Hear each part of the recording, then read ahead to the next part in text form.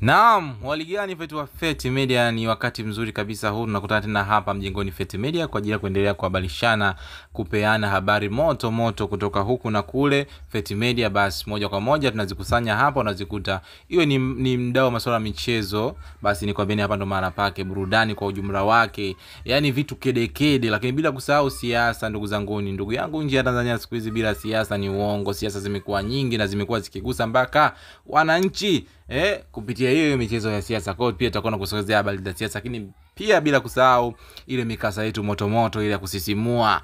Unakutana nao hapa Feti Media, tuwe sambamba pamoja mpaka mwisho. Tunakupenda sana Feti Media, kaa karibu na sisi time hapa tunapokwenda kusogezea odd news kwa siku hii ya leo. Nikukumbusha kusubscribe, kutane on notification, kushare links kwa marafiki, majirani, kulike, kucomment vile uwezavyo kuhusiana na mada mbalimbali au habari mbalimbali ambazo tunakusogezea hapa Feti Media. Bana kubwa kuliko siku ya leo. Mwanzenu jamani, nachoka.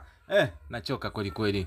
Hatari kweli kweli. Ni kuhusiana na msanii wenu pendwa kabisa. Jamani, huyu ni msanii ambaye amekuwa akituwakilisha nchi kwa ujumla, taifa kwa ujumla. Ndo momo tutakaa tu nchi taifa humo, lakini pia hata East Africa amekuwa akionyesha jinsi gani wakizidi kutuwakilisha na kutuconnectisha na mataifa mbalimbali kutokana na muziki wetu huo wa Bongo Flava. Namzungumzia Harmonize. Harmonize bwana ni mtu ambaye amekuwa akifanya mengi mazuri, akifanya hits nyingi tumeona, akifanya collab na wasanii wakubwa ambao hatukutegemea kama angaliweza kufanya nao collab hizo. Lakini mwisho wa siku ameimprove kwamba watu ambao wanamuona hawezi kufanya collab na msanii fulani, basi naye anajuhudi na anafanya na atafanya zaidi ya kufanya, tena kufanya zaidi ya kufanya, na unapofikiria wewe anaweza kufanya na wasanii wengine wakubwa wengi tu katika upande huo wa music. Lakini kubwa kuliko ambalo limewaweka watu midomo wazi, limewafanya watu wavunjike mioyo, ni baada ya kuona pia generation hii ya Gen Z kwenye kipande fulani cha music huko design kama wanazingua kutokana na pigo zao ambazo wanakuja nazo, kudai ni unyamwezi kutoka Mantoni, kutoka kule magharibi, kutoka nchi za wenzetu. Kwa hiyo tunachukua tamaduni za nchi za wenzetu tunakuja kuzivaa sisi wa Tanzania, which is sio kitu kizuri, sababu we need to kutengeneza ile legacy ya vizazi vyetu, watoto wetu kwa miaka ile ya baadaye. Kwa hiyo ni vitu ambavyo we have to be watu ambao kukaa kufikiria kwamba kuna maisha baada ya tunayoyakopi, kuna vizazi vyetu vitaishije, au ndo tunaletea hivyo hizo tamaduni za wenzetu huko nje waje wazivae. Mwisho wa siku ikionekana yani Tanzania ni kama nchi ambao ni koloni tu ambayo imetawaliwa na endelea kutawalia, which is we can't accept it at all. Mzungu anakuambia tuweze kubaliana nalo kabisa. Nini kimenifanya nizungumze hivyo? Ni baada ya kuonekana akiwa ametoboa pua yake. Katoboa muda mwingi, lakini video ambayo imekuja kuwashangaza wengi zaidi ni baada ya kuonekana kule Snap akizidi kujishaua, kwa lugha nyingine rais, I'm sorry nikitumia kama itakuwa na makwalu, lakini kama akijishebedua na ile kipini ambayo inaonekana na kamera yake akawa ameilengesha katika face yake, which is ilikuwa inaonyesha ngo yote ya uso wake, lakini wengi wamekwenda kumaka katika upande wa hiyo kipini chake cha puani hapa afu kwa akiwa nakula huko akiwa analeta zile bling za kina Tupac Shakur. Ni kitu ambacho Watanzania wengi wamekuwa very disappointed kumuona msanii wao icon ambaye amekuwa wakimtrust, anawavusha, anawafanya waheshimike wakienda katika nchi mbalimbali, wakiintroduce kwamba where you from, I'm from Africa, I'm from Tanzania. Okay, kwa msanii fulani sio vitu kama hivyo. Lakini kwa hili limewaliza na kuumiza wengi sana. Ndugu yangu Marka Faustin, mtazamo wako ni upi tunapoelekea generation hii ya music na kukutupeleka mputa kama hiyo? Sababu wao ni kioo cha jamii, na pia tumeona kuna baadhi ya vitu wakiofanya wao huko, tunaona vijana wenzetu, watoto wetu huko mtaani wakiwaiga wao. Unadhani tunaelekea wapi mambo kama haya?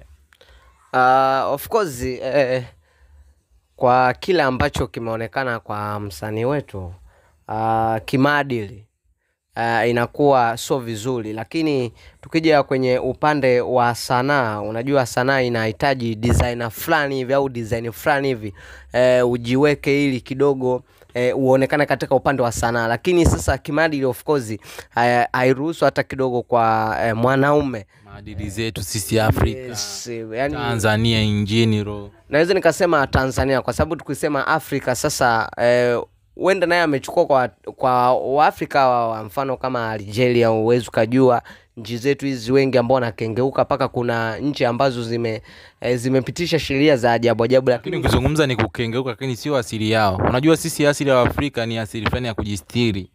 Ya ndio iko hivyo, lakini sasa tutafanyeje sasa? Naweza nikasema tamaduni za kimagharibi zinazidi sana kupotosha baadhi ya idara zetu, mfano kama idara ya muziki.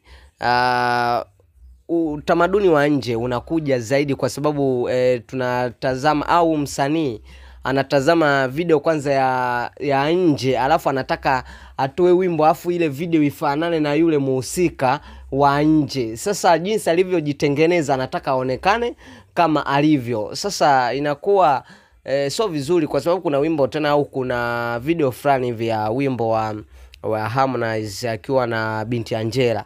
Alikuwa ule wa Kio, alikuwa amevaa sketi. Sasa sijui ni sketi sijui nini, yani lakini hiyo hawakuishangaa sana. Lakini ya Pini of course ni kitu ambacho sio, mimi siwezi kusema chochote, lakini kuna baraza husika ambalo linawasimamia wasanii au linawalea. Lakini pia naona kwa upande wao hilo baraza limekuwa likikaa kimya, sababu msanii sio yeye wa kwanza. Tumeona wengi wamefanya, kina Diamond Platnumz wamefanya, kina Mali wamefanya, na wengine kina Ibra wenyewe wamefanya. Yani a lot of artists wa kiume wamefanya, na tumeona toka hiyo dawati la hiyo nini Basata liundwe ni miaka mingi watu wameanza kufanya hivyo vitu. Labda kwenye aona akasema kwa sababu self lifestyle. Unajua Basata nayo inaongozwa na sheria kanuni, kwamba kuna kanuni ambazo au kuna sheria au kuna taratibu ambazo msanii yani hapaswi kuzivuka. Sasa kwenye zile sheria unaweza akaongezea, kwa sababu tunaona kwamba video wanasimamia maadili ya video. Tumeshuhudia kuna baadhi ya nyimbo nyingi tu zimefungiwa ambazo video zake zinapotosha na maadili ya Kitanzania. Bado tumeona ujumbe au naweza nikasema kwamba ujumbe unaotolewa kwenye ule wimbo, tumeona kuna nyimbo zimefungiwa kwa sababu zina lugha tatanishi. Naweza nikasema yani ujumbe ambao umebeba kidogo matusi zimefungiwa. Sasa katika hivyo vigezo pia waongeze muonekano wa msanii anaonekana vipi katika maadili mazima ya Kitanzania, kwa sababu hawa wanapendwa na watoto. Sasa unadhani hiyo itakuwa ni rahisi kiasi gani? Sababu pia na wao tumeona wakiwa na ndoto zaidi ya kutoboa nje, kwamba wanataka waendane, kwamba tu na sisi ni wasanii wa kimataifa, kwamba that's why they are reacting like people ambao wa kimataifa, ili mradi kuendana na muondoko wapate njia ya upenyo zaidi, kwamba waeleweke na nyewe kwa mantoni, kwamba target sio Tanzania. Tanzania tushakubali na washatoboa kwa upande huo, lakini zaidi wasanii pia nao wanaangalia mbali zaidi. Unajua siamini katika muonekano, japo pia muonekano nao unachangia, lakini kitu ambacho au kitu ambacho kwa msanii anabidi akisimamie ni kama, naweza nikasema kwamba kama mtu akiwa anaanzisha biashara, ule mtaji naweza nikasema mtaji mkubwa wa msanii ni talent, uwezo wa kuimba, uwezo wa kufanya muziki wake uwe tofauti. Ndo talent ambayo inamwezesha msanii kujulikana kwenda abroad zaidi, lakini sio muonekano. Kwa sababu kama ingekuwa muonekano tusingekuwa na haja ya kusikiza audio. Yani kama issue ni muonekano tusingekuwa na haja ya kusikiza audio, lakini tunasikiza audio kwa sababu tunataka ule ujumbe, ule upekee, namna ambavyo msanii ameandaa wimbo wake kupresent kwa umma. Ndio maana, lakini video ile inaenda kunogesha. Sasa tuzingatie ujumbe na sio muonekano. Basi bwana, mimi nikushukuru sana, ni ushauri mzito sana. Wanakuambia wazungu every advice kwa vijana, kwa watu mbalimbali ambao wamekuwa wakifanya mikenge huko ambayo wameona wao ni sahihi, kumbe sio sahihi. Kwa mimi nikushukuru sana, lakini bila kusahau kuwashukuru wadau wetu wa kweli kutoka sehemu mbalimbali ambao wamesubscribe Feti Media. Tunawapenda sana, mpaka wakati mwingine, bye.